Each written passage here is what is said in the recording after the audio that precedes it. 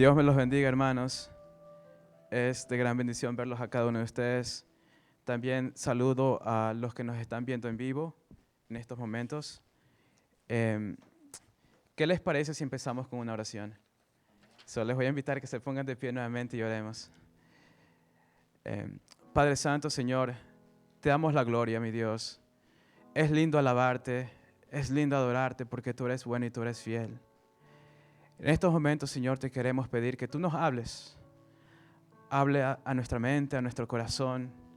Y úsame a mí, Señor, como instrumento tuyo, para tu honra y para tu gloria. Este tiempo es tuyo, tú tienes todo el control. Gracias, mi Dios, en el nombre de Jesús, amén. Tomen asiento, mis hermanos.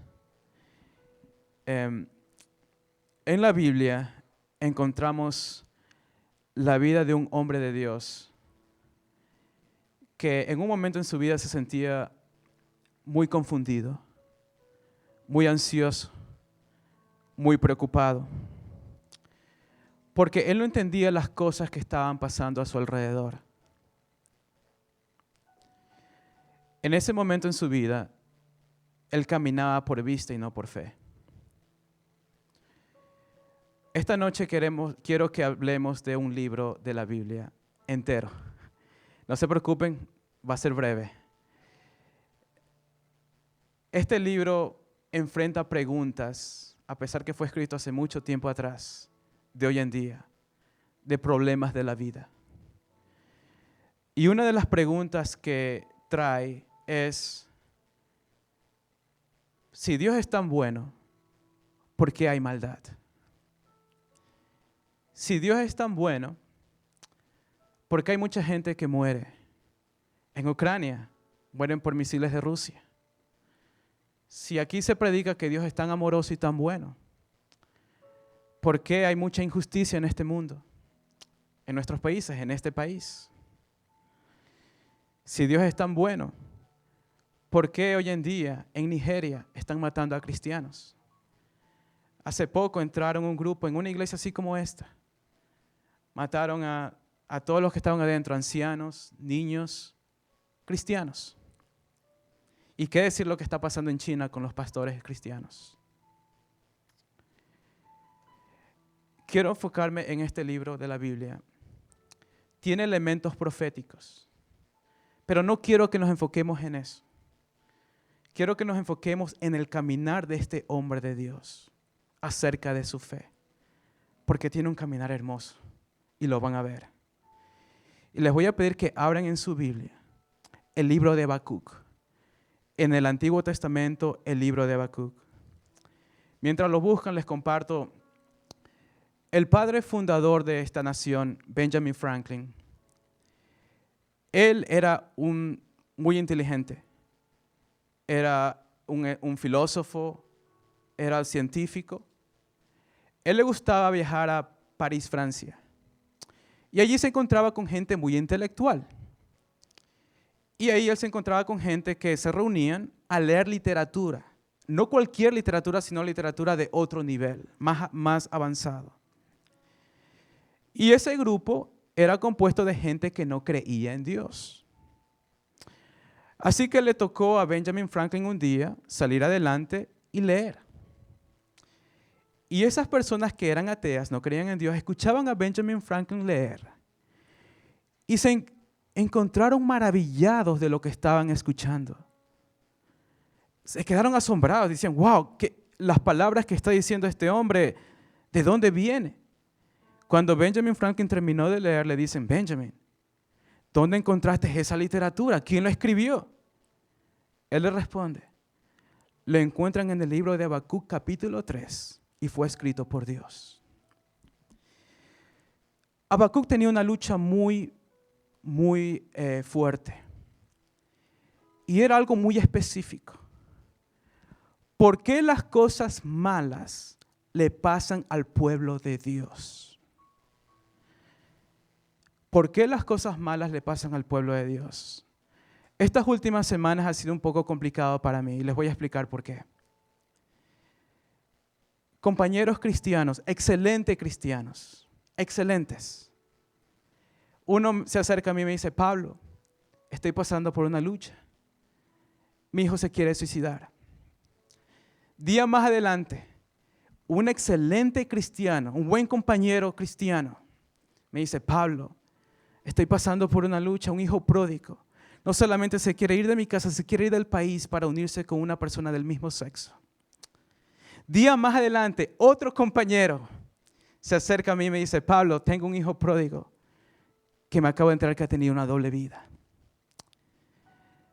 Cuando el pastor David me escribió para traer la palabra esta noche, no vi su mensaje porque recibí un mensaje de una compañera cristiana que me decía que acababa de perder su amado nieto. Inesperadamente, un jovencito. Y no solamente eso, su hija estaba por apartarse de Dios. ¿Por qué cosas malas pasan al pueblo de Dios? Ahora sí, vayamos a Habacuc capítulo 1, versículo 2.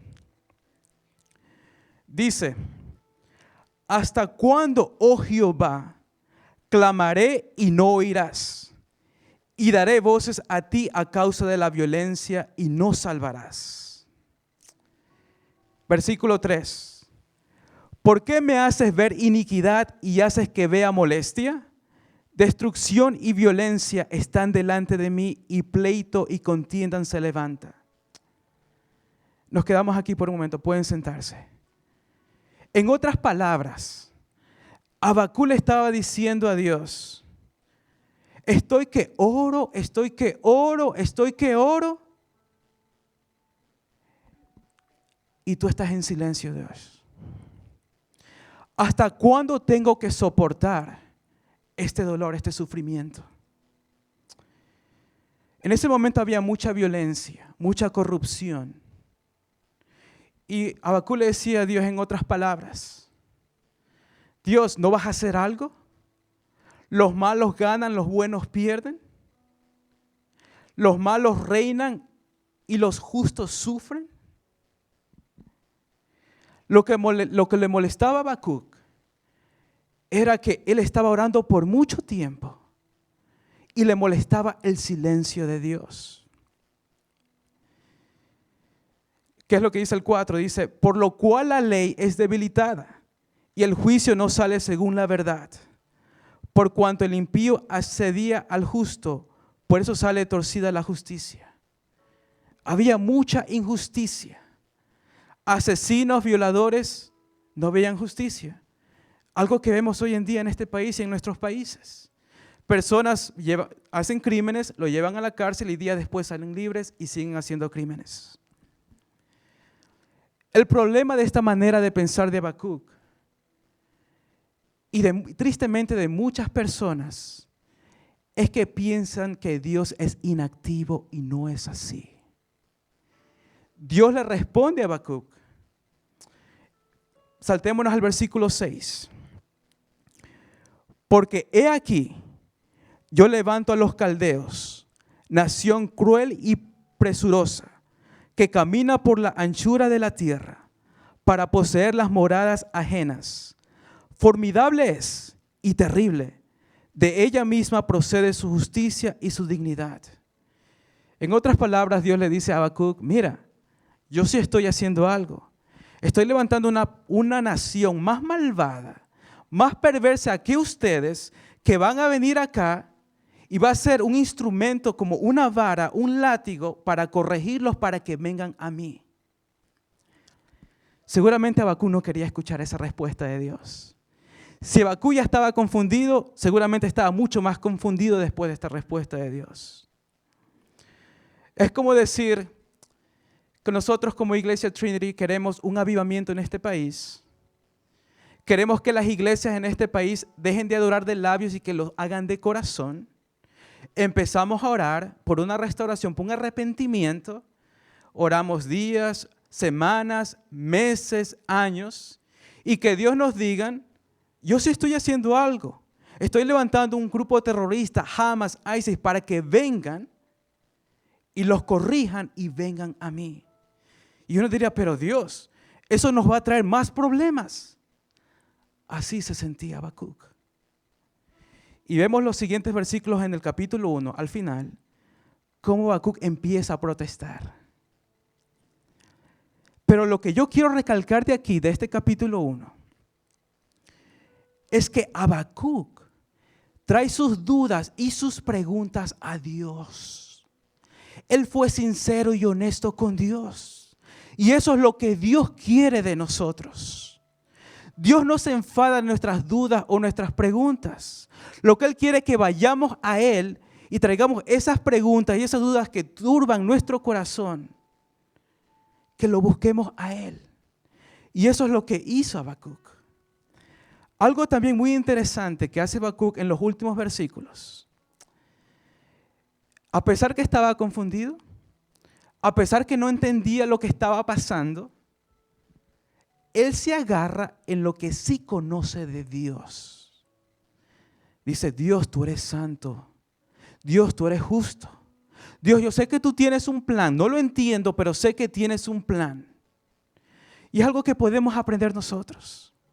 Cuando estamos en una situación donde no hay claridad, donde no entendemos cuál es el plan de Dios, lo que podemos hacer es agarrarnos de lo que sí conocemos quién es Él para nosotros.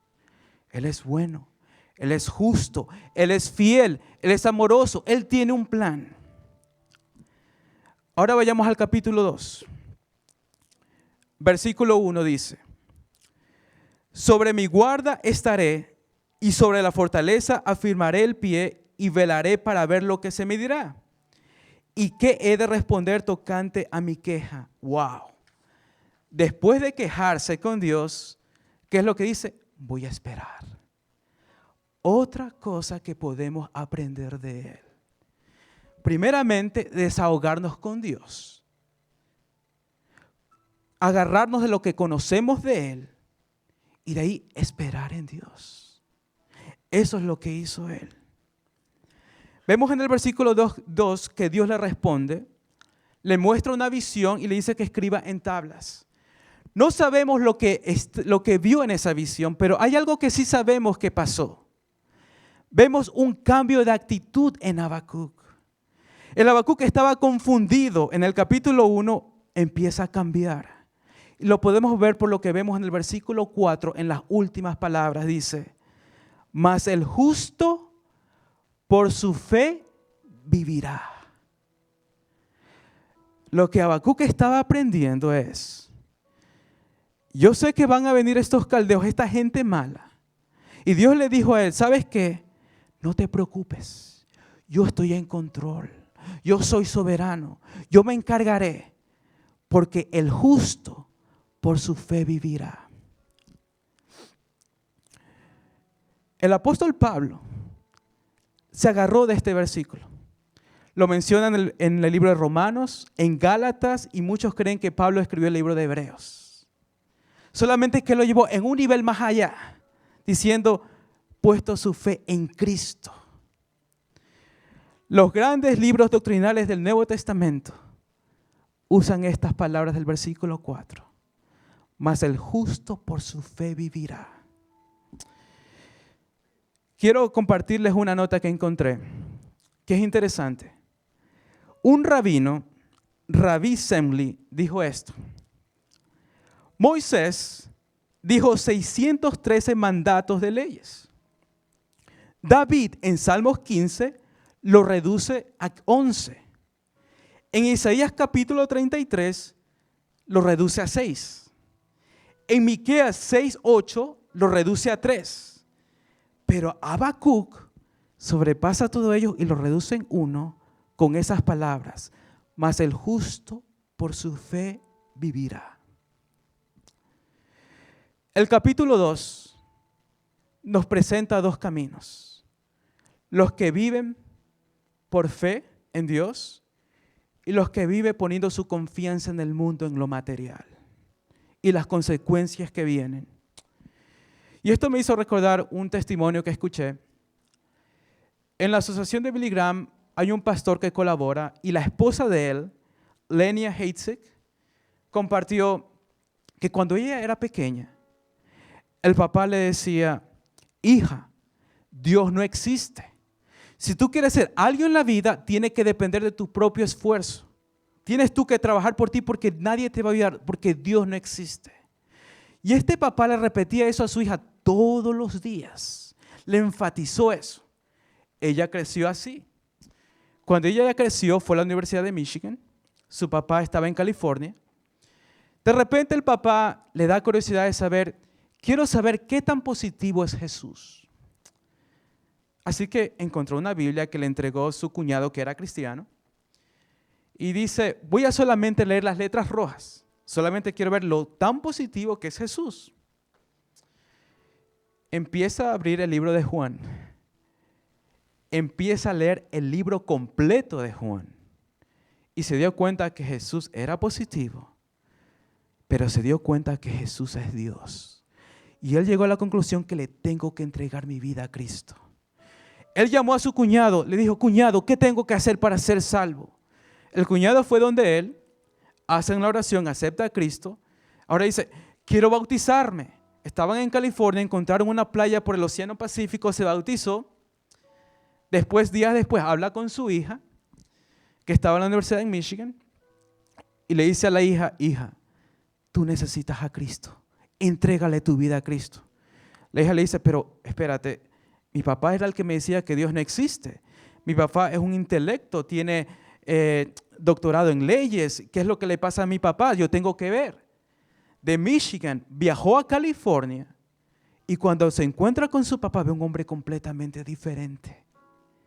Y el testimonio de su papá hace que esta mujer tenga un encuentro personal con Cristo. Eso es lo que hace Dios. Hay algo que quiero recalcar del capítulo 2 también, versículo 14. Porque la tierra será llena del conocimiento de la gloria de Jehová, como las aguas cubren el mar.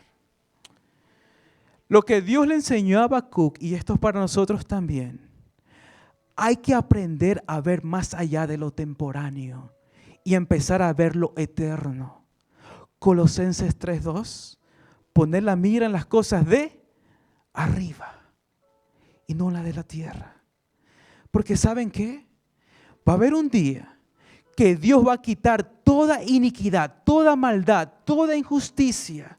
Y Él va a reinar con justicia. Y hasta ese entonces tenemos que hacer lo que dice el 4. Mas el justo por su fe vivirá, poniendo nuestra fe en Cristo. Vamos al capítulo 3. Aquí vemos que hay un Habacuc completamente diferente. No es el Habacuc confundido del capítulo 1. Empieza a alabar, a testificar, a adorar a Dios. Y algo que quiero recalcar de este capítulo 3, el versículo 16, nos describe cómo él se sintió en el capítulo 1. Y lo quiero leer para que se den cuenta. Oí y se conmovieron mis entrañas. A la voz temblaron mis labios. Pudrición entró en mis huesos y dentro de mí me estremecí. Él se sintió bien mal, mentalmente, emocionalmente, espiritualmente. Pero en el capítulo 3 vemos a un hombre que ahora está viviendo por fe y ya no por vista.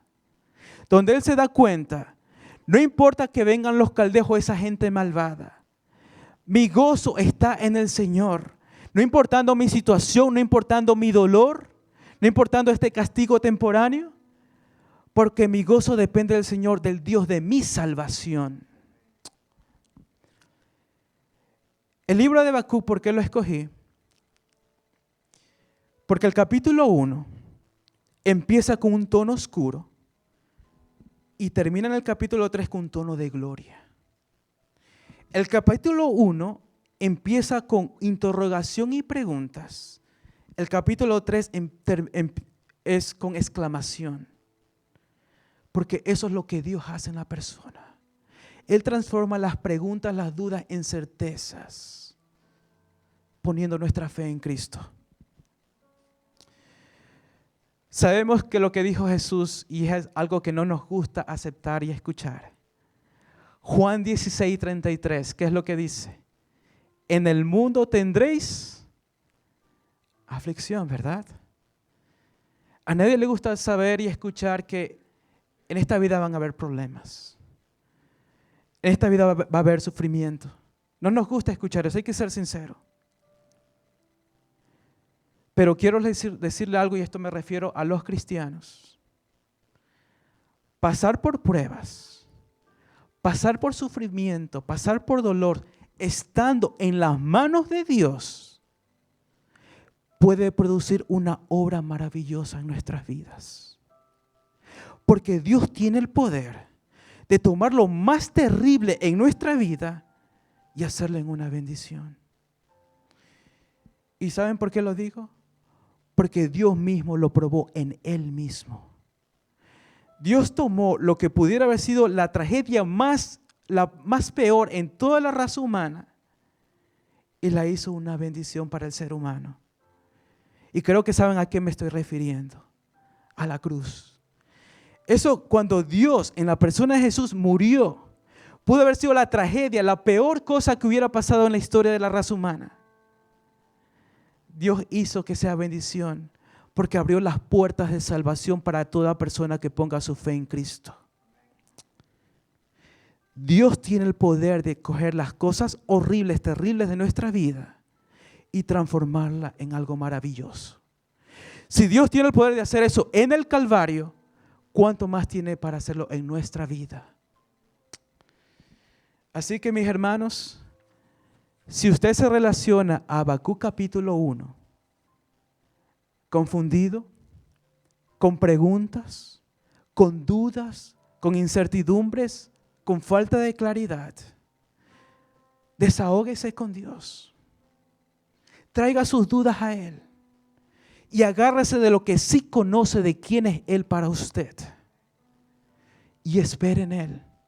Y mientras tanto, viva por fe. Fe puesta en Cristo Jesús.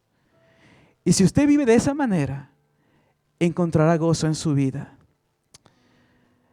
Quiero terminar, les dije que iba a ser breve, quiero terminar con unos 3 versículos del Habacuc capítulo 3.